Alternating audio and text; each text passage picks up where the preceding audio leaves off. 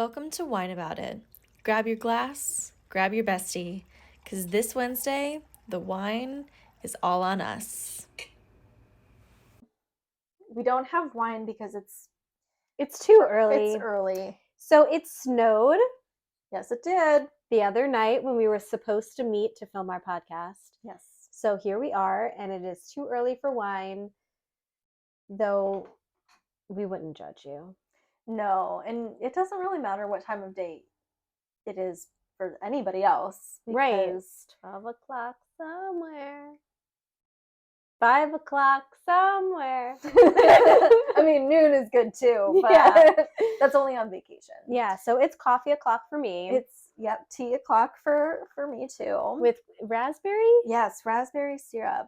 That Sounds delicious. That's my go-to. Oh, cheers. Cheers. So what are we going to whine about? I think I want to whine about my fitness journey today. Okay. Okay. So, for those of you that may not know, I have recently re-embarked. I'm going to say re-embarked because this is not my first rodeo on a fitness journey. Mhm. Not per the new year, but it just so happened that it like fell around the new year. But that's Right. not like resolution style. Yeah, no, this is something you've been talking about for a while. For a while, yeah. I started probably early to mid-December. I have to look back. Probably closer to mid-December. And this time around, it feels different, which is nice. Because in the past, I've been so concerned about counting calories or macros or what's going in versus what's going out. And I had to hit a certain calorie limit or certain calorie Threshold? yes, per day in order to like meet the goals I wanted to meet. Mm-hmm. And this time around, I'm being a little bit more graceful about it. Okay. Like I'm still tracking everything, but I'm not like disappointed if I don't meet certain things every single day. Right. And I feel like just the sustainability of it is really what I was going for. But it's still hard. And I think it's easy to question whether or not it's working and whether or not like I'm seeing the results because I'm so used to like crash dieting Mhm. and then I'm like lost like 15 pounds and then I'm like, but I feel like shit. And it's also got to be very quantitative when you're tracking calorie numbers, you're tracking food, and you're tracking your weight. Mm-hmm. You can see the numbers. Yes. So now you're taking that part out of it. Right. Where like I see the numbers, but I don't weigh myself because that sounds horrible. And I was never a big like weigh myself every day person just because I know how much weight can fluctuate day to Right. day. So it's not always like the most reliable. Like if you're tracking your weight every day or every week, it's going to fluctuate, but the important thing is to see it like trend downward. Mhm. But it is still like day to day, it's like, how am I 5 pounds heavier today? Right. And like that like but it could be water weight, it could be just the way that your body like what you ate yesterday and how it's digesting or you know Right. how sore your muscles are can affect your weight. So it's like so much goes into the numbers and like the math of weight loss. And obviously like calorie deficit versus like bulking and like going hard on the food. Right. It depends on what your goals are, obviously. And my goal is to figure out a way to trick my brain into being like, this is something you can do forever. Okay. And maintain it. Yeah. Because what your goal is for sustainability. Right. Because my goal isn't necessarily to lose weight, although I would love that byproduct of what I'm doing. That'd be fab. But my goal is to be healthier. It's so hard, especially for people that are on fitness journeys or wellness journeys or Right. weight loss journey, whatever journey you're embarking on or have been on. There's like so many different variations of achieving the same goal. It can be hard to like suss out which one is the best one for you. Right. Because they're always different. I mean, every body is different. And that's why it's a journey. Mm-hmm. And it's the same with wellness, and it's the same with anything that's kind of challenging how you're thinking about yourself and your thinking is always going to be like that, where it's not every day that it's going to feel like rainbows and ice cream. Right. But there are days where you're going to feel stronger than before. I mean, that is so true. Because I don't go to the gym, and I always joke that like the only way I would exercise is if I had to run, and the only way I'd have to run is if I was being chased by someone with a gun. And even then I'd be like, do I have to run? Can I just hide? Yeah, I would do that first. Like anything to not run. Because I don't feel physically weak. I mean, I don't feel physically strong in a lot of ways. So yeah, I don't know. But what I'm very curious about from like a mental health perspective is like what your intentions and feelings were like when you were college you and working out versus your mindset and wellness feelings about it now. And they're what do you completely think different. What do you think that main difference is? I think the main difference is the why. Okay. Because when I was in college, my main goal was to look a certain way, not necessarily to feel a certain way, but to look a certain way. Where now I want to feel a certain way. It's not so much like the weight loss part of it. It's about feeling stronger. It's about feeling more comfortable in my own skin. And, that doesn't necessarily mean I have to lose weight. It just means that I want to be stronger in myself. Where like in college, I was like, I don't care if I'm strong or not. I just want to look a certain way. Yeah. So like in college, I never did any weight training. I was only doing cardio and like hours worth of cardio. Sounds horrible. It wasn't fun, which is why I stopped doing it, which is why I couldn't maintain it because I didn't like it. Right. Like I still do cardio now, but I found like a routine with the cardio that I do enjoy, and that makes me feel strong and empowered. And like, because me being consistent this time is more important than me seeing the results quickly. Yeah. Which is like a whole new perspective that I've never had about fitness or wellness, or like just especially like outwardly. So what clicked you into this? I think the wellness part is like, I did a lot of healing, and I'll self-talk and be like, all right, well, what I'm doing now isn't working. Let's figure out why. Yeah. But I think the relationship that I wanted with exercise changed because the perspective I had on it changed. Okay. And I think a lot of it had to do with like a lot of like fitness instructors now are pushing that more than just, go as hard as you possibly can today. Right. There's more of a push from like a fitness community standpoint, at least in the ones that I've been introduced to in like the last few years, where the focus is feeling better. Yeah. So like overall wellness as a package. Right. Where like the focus isn't like a smaller pair of jeans. The focus isn't looking a certain way or being a certain way. The focus is feeling good about yourself. Yeah. And motivated to keep feeling like that. So I think that changed my perspective a lot, where before I didn't have that perspective. Like I did fitness programs geared at losing weight and diets geared at losing those 10 pounds, I think that helped me change the perspective of what fitness really means. Yeah. It's not just about losing weight. But I think that's the culture though, right? Like, yeah, we're conditioned to be like, no, like it is about losing weight, and this diet will help you do that. Let's all go keto and drop an insane amount of weight while eating very high fats and no carbs. So you can just drop the weight, but never be able to eat the same way again. Right. Because once you do, you're back to where you started, right. Which is the whole point of crash dieting. It's because it works until it doesn't, and then you're like, but it works, so let's try it again. Right.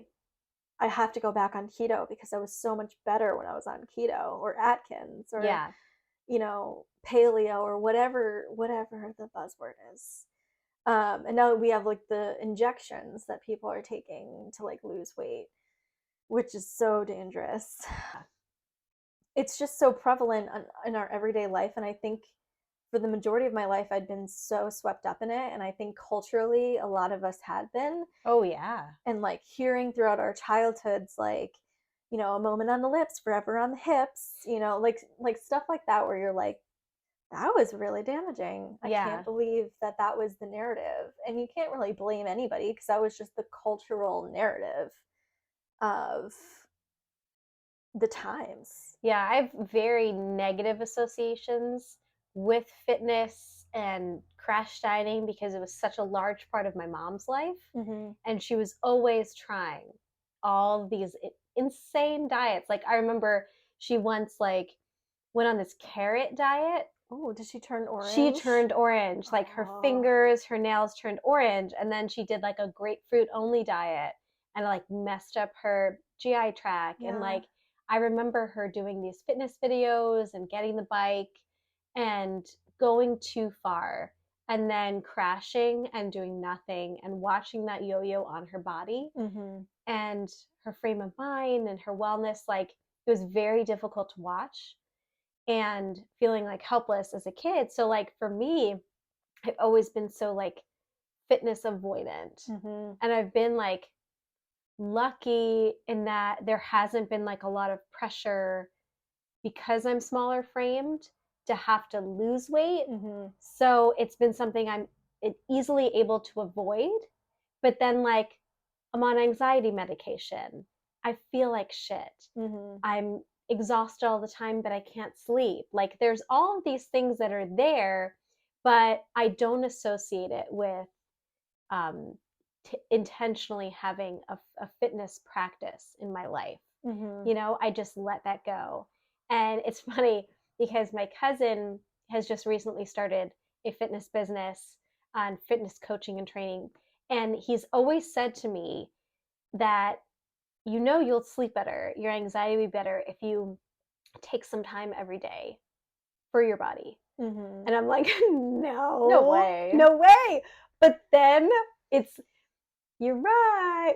Because, so we're also doing all of this research, right, for our business and on sort of auditing the wellness programs for businesses and what they offer to their employees. Right. And all of these wellness programs have a fitness component. I know. And I'm like, no, I don't want to. I don't like it. It's not for me. Yeah. But I like the way you're framing it, like letting your body guide you, like still challenging your body without pushing it to the point of injury. And I think that's like the newest wave of my journey here, because like I was saying before, I didn't care. Like I just wanted to look that way or a certain way so badly. Yeah. In a way that like I will never look like Jennifer Aniston. There's no way. We're not the same height. We're not the same build. And none of us have that hair. I know, it's gorgeous. But like the unrealistic expectations. Right. I've just been like, you know what? And I think that's also takes a level of like self-reflection of being like, you know, I'm not gonna look like that. No matter how hard I work, I could follow the same diet as somebody else and we're gonna still look completely different. Yeah. Because our bodies are different. And what works for one person isn't gonna work for me, because maybe I need more carbs, maybe I need more fats. Like everybody is so different. And I think it's taken me so long to kind of realize that. Yeah. Even though it seems so obvious. Like I don't even look like my family. So obviously, like, I don't know where I came from, but I don't look like anybody in my immediate family. Like right. I am not built like any of them. So it should have been obvious to me that no matter what I was doing, I'm not going to look a certain way just because I want to. Yeah. It doesn't matter how hard I run. It doesn't matter how it's not going to change my height. And it's like, it's very easy to have that motivation killed when you have that self-realization. Right. And then being like, wow, I'm never going to look like that. What's the point? See, that's where I'm at. Yeah. Like, what's the point of doing anything? And I think it's taken me a long time. Like I said, not a first rodeo. It was like my 10th. But realizing that like that's not the goal I want. Yeah. But that's what I was conditioned to believe for so long, that that is the goal. That's the only goal. Yeah. Of women working out or being fit. The goal is to look like that. Mm-hmm.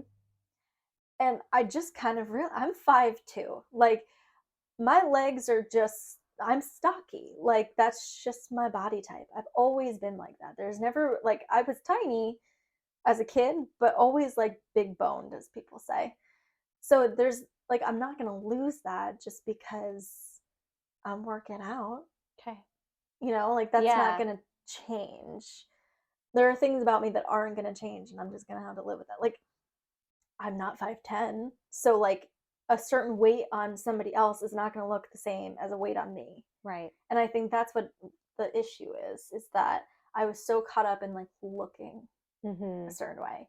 And I just want to feel a certain way now. I want to feel better. I want to feel more confident. I want to feel like I don't have to worry so much about getting from point A to point B. Or I want to be able to run, and I want to be able to jump, and I want to be able to do all of those things without injuring myself. Mm-hmm. So these are the things that I have to do to get there. You know what's interesting is when you were just talking about the looking the certain way and how that's what was motivating your fitness earlier and it wasn't working.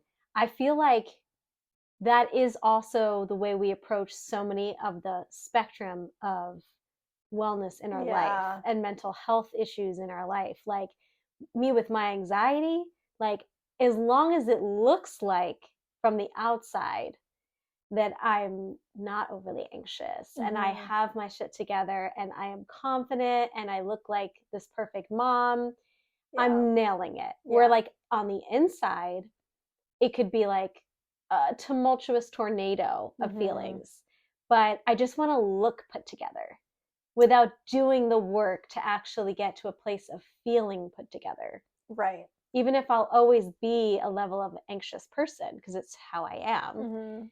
But I can feel differently by doing the work. Yeah. And it sounds like it's the same for the fitness aspect. I think so. I think we all are so conscious of how we're being perceived by other people. Yeah. So that adds a layer of like, is this really for me, or is this for other people to see on me? Oh, that's a drop the mic moment. Yeah.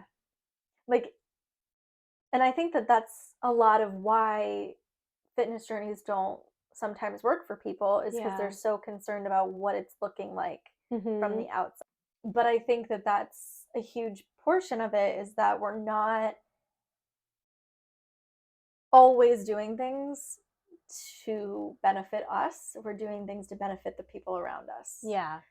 And whether that be your parents, your kids, your spouse, your partner, your friends, like whomever it might be. Yeah. A lot of the time we are conscious of what we're doing in the way that other people perceive it. Sure. Because I do it all the time. I'm like, does this seem good to people?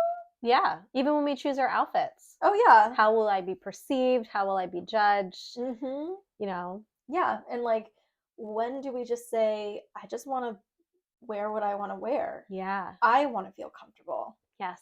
And like, it doesn't matter if you do or not. And I want to feel good. Yeah. I want to feel good in my own skin because I'm the one that has to live in it.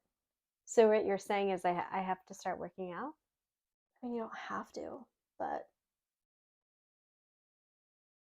it's there if you want it. Stay tuned for part 2. Yeah. Well, this has been fascinating, Miriya. Yes, agreed. Should we cheers it? I think we should. Thanks for whining about wellness with me. Thanks for being here. See you next time. See ya.